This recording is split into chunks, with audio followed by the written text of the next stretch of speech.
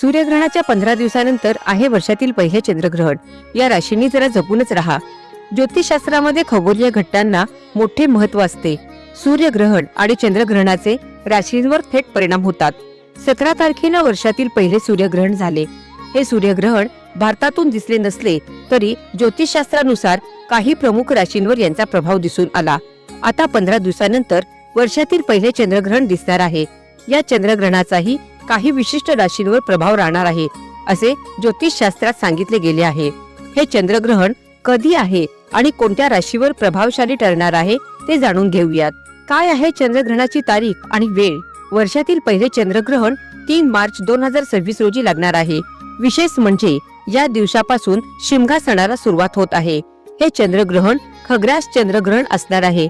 शिमग्याच्या सुरुवातीलाच चंद्रग्रहण असल्यामुळे उत्सवाच्या उत्साहासह धार्मिक नियोजनांचेही पालन करावे लागणार आहे।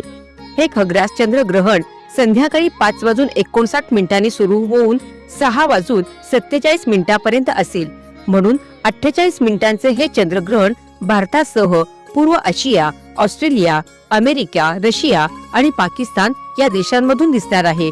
विशेषतः भारतातून चंद्रग्रहण दिसणार असल्यामुळे सूतक काळ पाळणे अनिवार्य ठरणार आहे। धार्मिक मान्यतेनुसार 3 मार्च रोजी होणाऱ्या चंद्रग्रहणाचा सूतक काळ चंद्रग्रहण सुरू होण्याच्या 9 तासापासून पाळावा लागणार आहे, ज्यामुळे सकाळी 9 वाजल्यापासून सूतक काळ लागू होईल। चंद्रग्रहणाचा प्रभाव पुढील 3 राशीवर पाहायला मिळणार आहे। मेष राशी। ज्योतिषशास्त्रानुसार हे चंद्रग्रहण मेष राशीच्या मानसिक परिस्थितीवर थेट परिणाम करणारा आहे। मानसिक ताण तणाव वाढण्याची शक्यता आहे, तसेच जोडीदारासह वाद होण्याची शक्यता आहे। त्यामुळे रागावर नियंत्रण न ठेवल्यास नाते तुटण्याचा धोका वाढू शकतो। बोलताना विचार करून बोलावे, तसेच कोणतेही महत्त्वाचे निर्णय घेणे टाळावे। कन्या राशी। कन्या राशीच्या जातकांना मानसिक ताणतणावासह आर्थिक समस्यांनाही सामोरे जावे लागण्याची शक्यता आहे। त्यामुळे खर्चावर नियंत्रण ठेवण्यावर भर द्यावा। लहान सहान खर्चातून अधिक पैसे खर्च होण्याची शक्यता असते। विचार करूनच पैसे खर्च करावेत, तसेच कोणत्याही गोष्टीचे विनाकारण चिंता करणे टाळा। मीन राशी।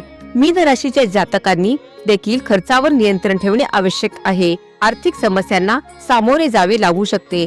महिनाभरासाठी आवश्यक खर्चाचे पूर्व नियोजन करून ठेवणे फायद्याचे ठरेल।